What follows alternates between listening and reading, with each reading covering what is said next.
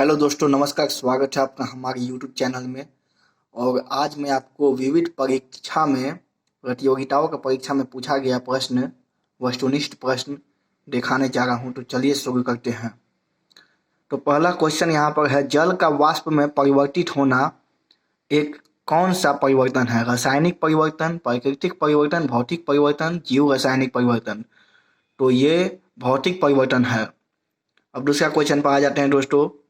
घेंगा क्वेटर किस ग्रंथि के बढ़ने के कारण होता है? तो इसका उत्तर है थायराइड। थायराइड ग्रंथि के बढ़ने के कारण होता है। अब तीसरे प्रश्न पर आ जाते हैं। पौधे का प्रजनन अंग है सी फूल। यदि पृथ्वी पर पाई जाने वाली वनस्पतियां पेड़ पौधे समाप्त हो जाए तो वायुमंडल में किस गैस की कमी हो जाएगी? ऑक्सीजन की कमी हो जाएगी। और पांचवा प्रश्न पर आते हैं। अमीबा और मलेरिया के परजीवी को निम्नलिखित में से किस श्रेणी में रखा जा सकता है? तो इसको प्रोटोजोआ की श्रेणी में रखा जा सकता है।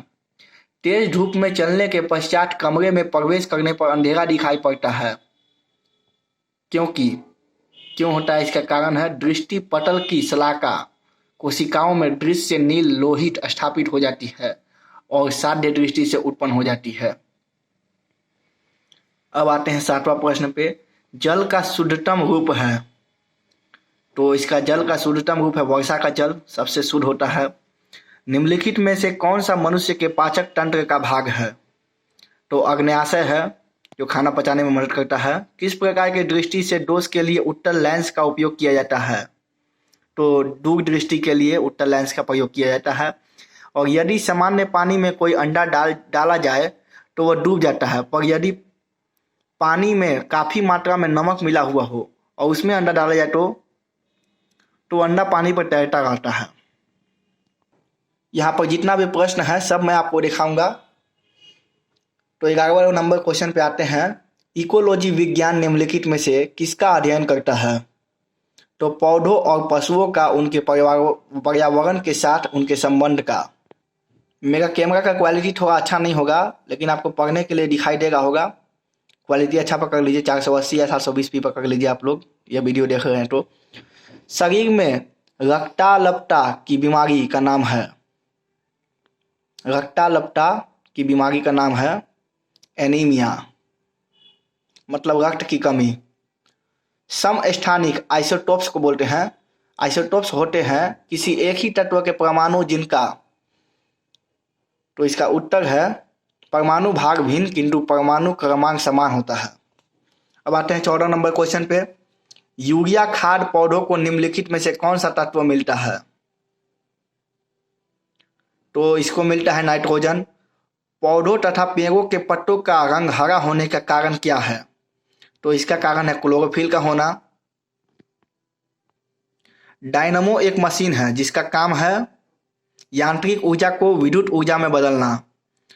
और खाने वाला नमक कौन सा है? तो खाने वाला नमक सोडियम क्लोराइड होता है। उन वैज्ञानिकों के नाम लिखिए जिन्होंने निम्नलिखित की खोज की या उनका आविष्कार किया। तो रेडियम का खोज किसने किया? मैडम क्यूरी ने किया। टेलीस्कोप का खोज किसने किया? गैलीलियो ने किया। परमाणुवाद का खोज किसने किया? माइकल फैराडे ने किया। डायनमो का खोज किसने किया? और डायनमो का खोज माइकल फैराडे ने किया। और परमाणुवाद का डाल्टन ने किया था। आप लोग यहाँ पर उत्तर देख सकते हैं, उत्तर लिखा हुआ है। और रेडियो का खोज किया था मार्कोनी ने। और एक्सरे का खोज किया था W.K. रोटेंजन। ये सब आप लोग स्क्रीनशॉट लेकर याद कर सकते हैं या आप लोग लिख भी सकते हैं कॉपी पर वीडियो को पॉज करके। तो चलिए आगे बढ़ते हैं।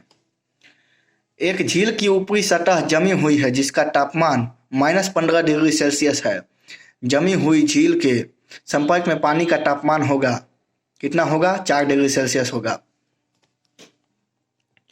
माइका काम में ली जाती है, विद्युत उद्योग में काम में ली जाती है।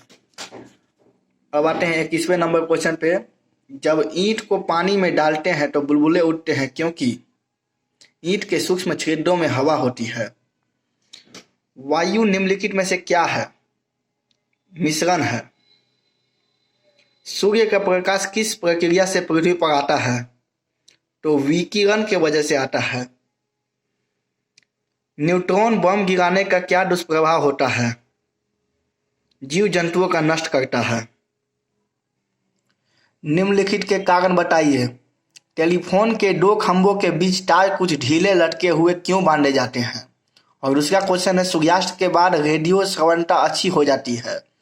और तीसरा क्वेश्चन है, त्वरित गर्जन व प्रकाश विस्फोटन एक साथ होते हैं परंतु प्रकाश पृथ्वी पर पहुंचता है, पृथ्वी पर पहले पहुंचता है। कभी कभी नल के पानी में क्लोरीन की गंध आती है। घने जंगलों में पेड़ लंबे होते हैं। तो चलिए मैं इसका उत्तर दे देता हूँ। ठोस गर्मी पाकर फैलते हैं तथा ठंडा पाकर सिकुड़ते हैं। अतः टेलीफोन के तारों को दो खंभों के बीच बांधते समय उन्हें ढीला इसलिए छोड़ा जाता है ताकि ताप कम होने पर तार सिकुड़ कर खंभों को टेढ़ा न कर दे या घींच कर टूट न जाए।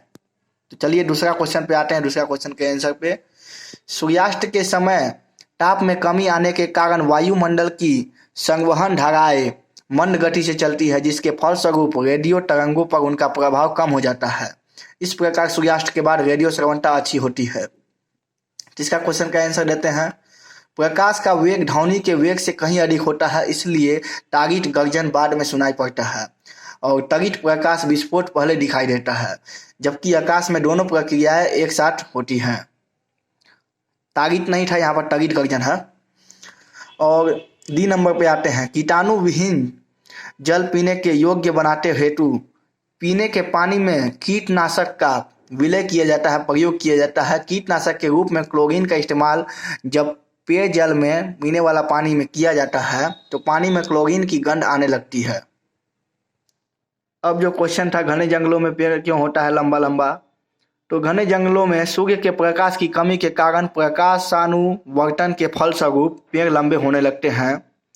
जब लंबे पेड़ हो जाते हैं तो फोटोसिंथेसिस क्रिया के लिए उन्हें पर्याप्त प्रकाश मिल जाता है, फोटोसिंथेसिस के क्रिया के लिए, जिससे वह अधिक लंबे हो जाते हैं। आप लोगों को कोई टेंशन की जरूरत नहीं है, मैं बहुत लंबा पढ़ाने वाला हूँ डिटेल्स में। हर क्वेश्चन का आपको जवाब दे दूंगा। यहाँ पर दिन में पौधे, और यहाँ पर क्वेश्चन दिया हुआ है, ऑक्सीजन लेते हैं और कार्बन डाइऑक्साइड छोड़ते हैं, या कार्बन डाइऑक्साइड लेते हैं या ऑक्सीजन छोड़ते हैं, या नाइट्रोजन लेते हैं या ऑक्सीजन छोड़ते हैं, या ऑक्सीजन लेते हैं या नाइट्रोजन छोड़ते हैं। तो इसका उत्तर होगा बी नंबर। आप लोग देख सकते हैं उत्तर लिखा हुआ है, कार्बन डाइऑक्साइड लेते हैं और ऑक्सीजन छोड़ते हैं। 27 नंबर क्वेश्चन पे आ जाते हैं हम लोग। सूर्य से निरंतर ऊष्मा व प्रकाश मिलने का क्या कारण है? तो इसका उत्तर है हाइड्रोजन का फ्यूजन होने से। अब 28 नंबर क्वेश्चन पे आ जाते हैं। ध्वनि की गति सर्वाधिक होती है, तो इसका उत्तर हो जाएगा लोहे में। लोहे में बहुत ज़्यादा अधिक होता है ध्वनि की गति। तो यहीं तक था ये क्वेश्चन। प्रतियोगिता में पूछे जाने वाले सभी तरह के प्रतियोगिता में ये क्वेश्चन पूछा जाता है। आप लोग को यह क्वेश्चन याद करना बहुत जरूरी है। ये जो वस्तुनिष्ठ प्रश्न मैं आपको दिखाया, ये बहुत ही आवश्यक है अगर आप यूपीएससी के एग्जाम में बैठना चाहते हैं, या किसी भी सिविल सेवा के परीक्षा में बैठना चाहते हैं, या किसी भी तरह के कंपटीशन के एग्जाम में बैठना चाहते हैं, तो आपको ये सब याद रहना बहुत जरूरी है। इसको प्रैक्टिस कर लीजिए आप लोग। और यहाँ देख सकते हैं आगे खत्म हो चुका है, आगे दूसरा क्वेश्चन, दूसरा पेज आ गया है, दूसरा चैप्टर आ गया है।